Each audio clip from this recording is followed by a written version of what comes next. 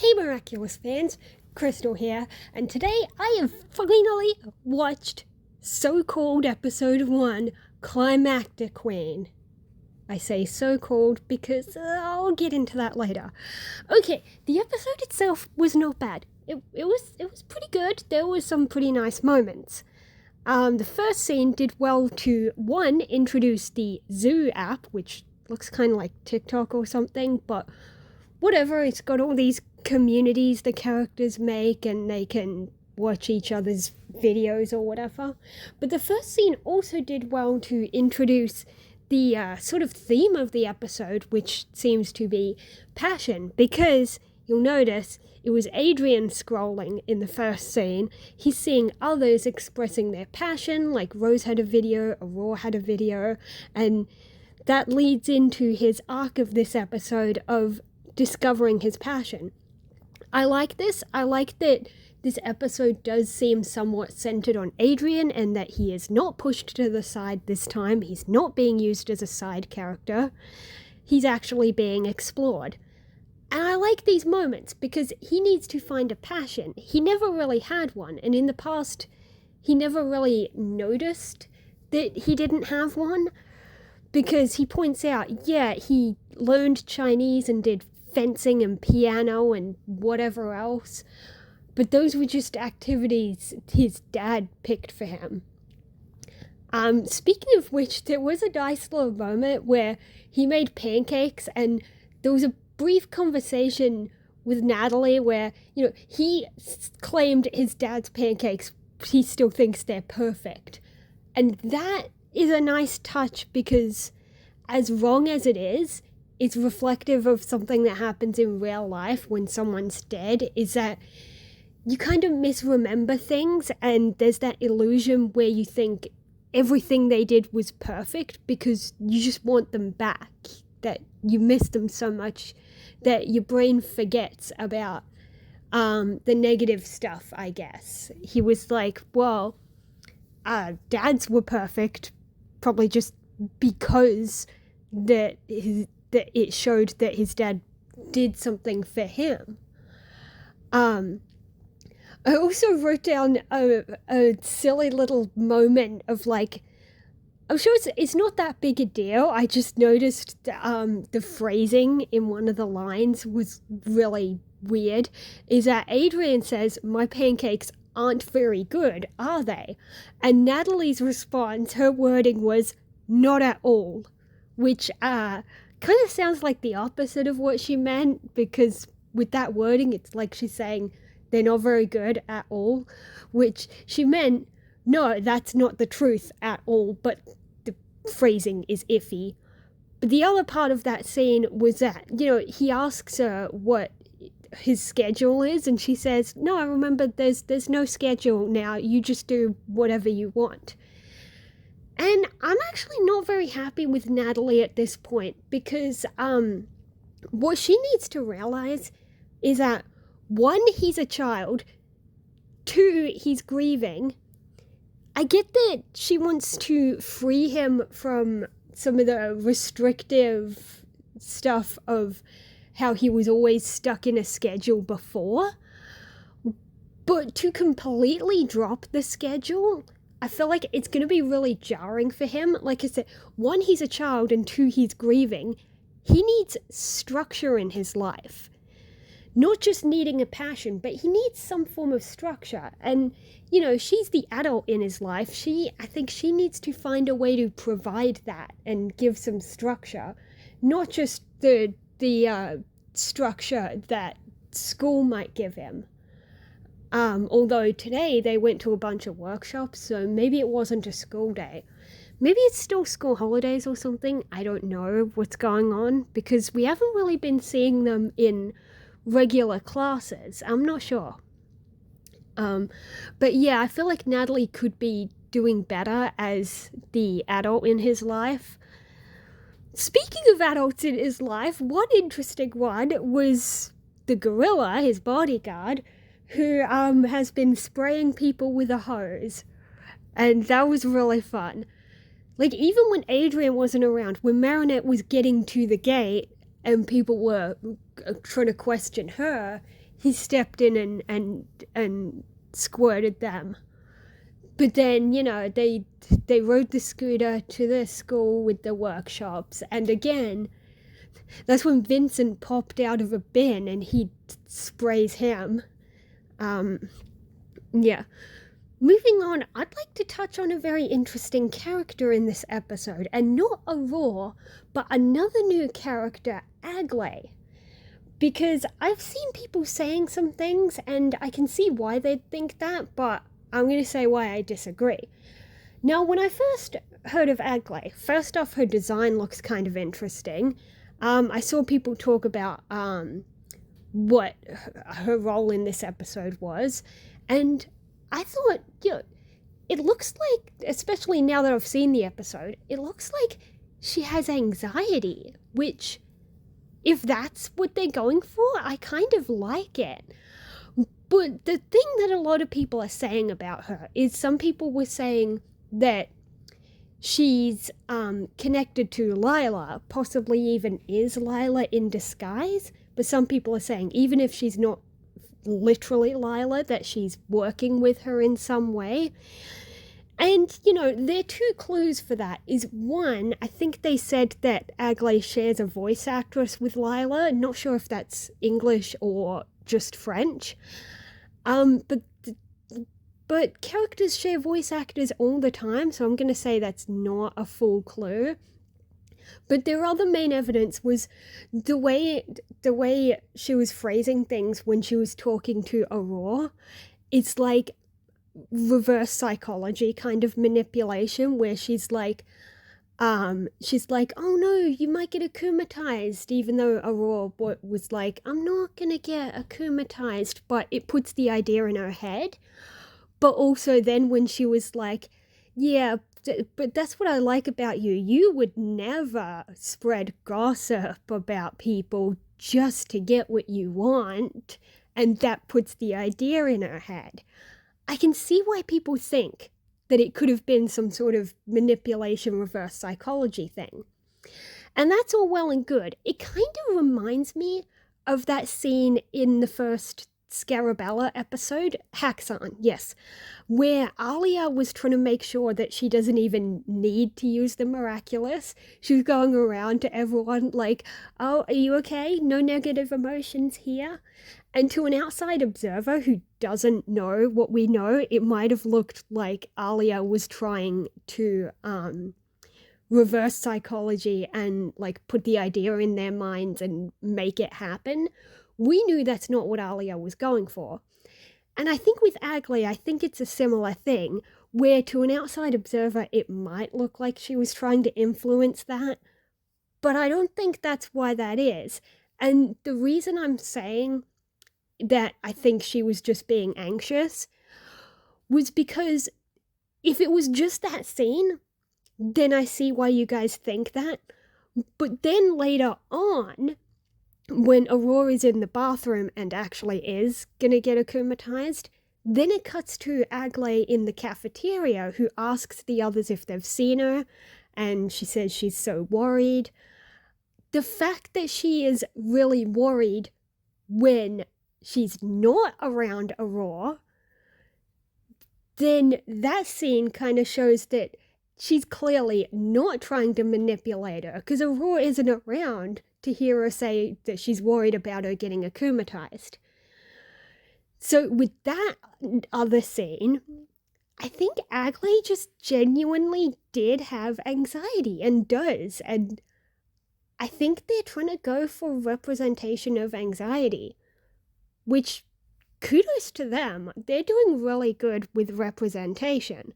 I know a lot of fans hate Derision because of a certain retcon, but I remember back when I watched the episode Derision, I liked that it showed a bit of a good representation of a panic attack when Marinette was in the change room and the Akuma nearly went for her.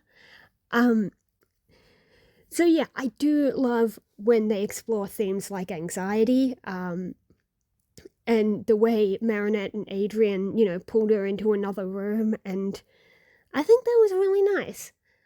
But speaking of that, I am going to touch on, let me get to some positive, I don't know if positive moments is the right word, but I do usually have a moment where I tell you guys what made me laugh. And some of those moments where, one of those was just the irony of how, yeah, it's not exactly good in universe that they both ditched Aglae, but the irony of like the way they both leave so quickly, coupled with the way Adrien says, "Oh, I'm gonna go get you water," and then she just points to the sink and she's like, "But it's right there." So that was kind of funny. It was, but the other thing that did make me laugh, which I felt bad for because then one of the characters themselves told me it's not funny, is something Kim said. That's right, Aglae said Aurora seemed bent out of shape or something, and Kim was like, well, what shape is she? This or this? And I did laugh at that. And then Undine, I nearly got her name wrong, Undine was like, no, Kim, it's not funny. I thought it was kind of funny. Okay. So yeah, that's the part I enjoyed. Moving on, I know I keep saying I'm not going to go over the episode order issues, but I will go over the fact that this is labeled as episode 1. So it's interesting to see whether the episode itself seems and feels like it's intended as a first episode of the new season. I think back when I reviewed Illustrator, I did go over whether that one did feel, if I had to compare them, I feel like Illustrator felt a bit more like a first episode, especially with how they were trying to talk to Illustrator about Chrysalis. Well, they didn't use that name, but they were asking about who's akumatizing her and stuff. They were trying to figure out more about the new Butterfly Miraculous holder.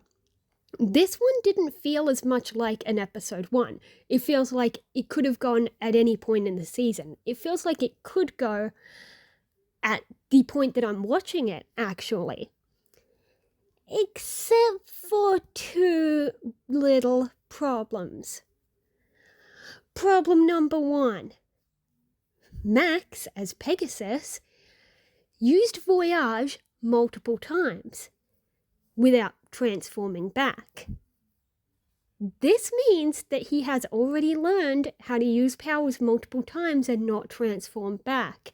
However, this is labeled episode 1, and all the other heroes learned how to do that in Revelator, which I reviewed last time, which I mentioned is labeled episode 11.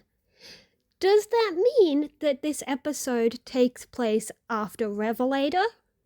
No, it cannot, because the other problem is that in this episode, Adrien meets Sublime. If Adrien meets Sublime in this episode, that means it takes place before sublimation. How can it come before sublimation, but also after Revelator? Do you see why I have been so mad about the episode order that I made that whole video about it before? So let me get this straight. A while back, Thomas Astruck, who everything he says is apparently canon, said production order comes over release order. Really, production order, as in this episode being labeled episode 1. Alright, then how did Max already know how to use his power multiple times without transforming back? And then he says, oh no, don't worry about the order. We're going to release him in this order. Okay. Then why did he meet Sublime in this episode? Huh? Clearly this one takes place before sublimation. None of this makes sense. Somebody done goofed. Like, the episode as a whole is fine. It's a good episode. It's just that these moments cause problems for the damn timeline. And then Thomas Astruc says stuff like, oh, but you don't need an order. Just watch the episodes in any order. Just make up your own order. No, it's a secret. It's a guessing game. How is this the only TV show that does this? Other TV shows, they just give you an episode number and that's it. That's the order. There's a real order. And they don't do crap like this. I'm sorry, I know I already made a video about the messed up episode order. In fact, I did get one comment on that video, and I am going to address what they said.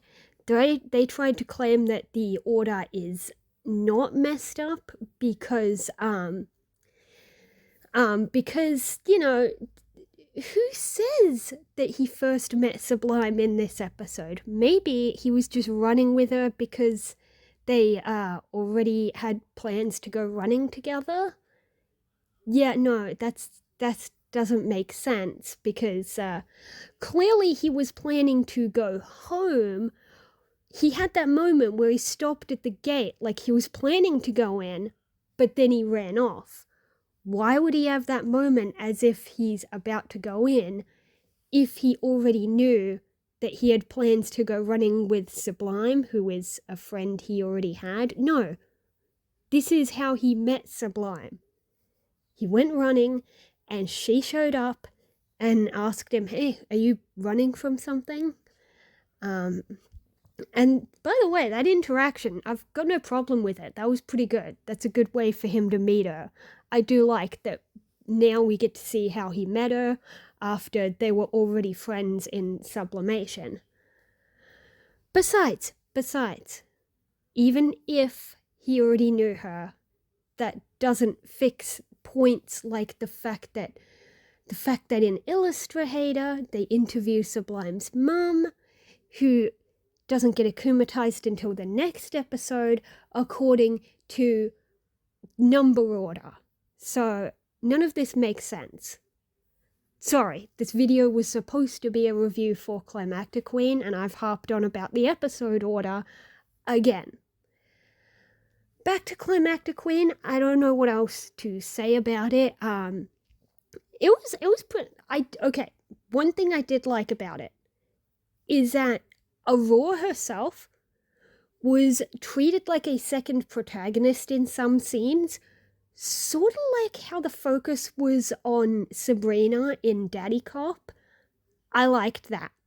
Aurora is not usually a character that we focus on, and I liked that. I like that we are not constantly stuck with Marinette's perspective for everything. I liked focusing on Aurora, especially because she is, she's not a perfect protagonist kind of thing. She's a nice person and all, but she is flawed, and in that moment she succumbed to her desires.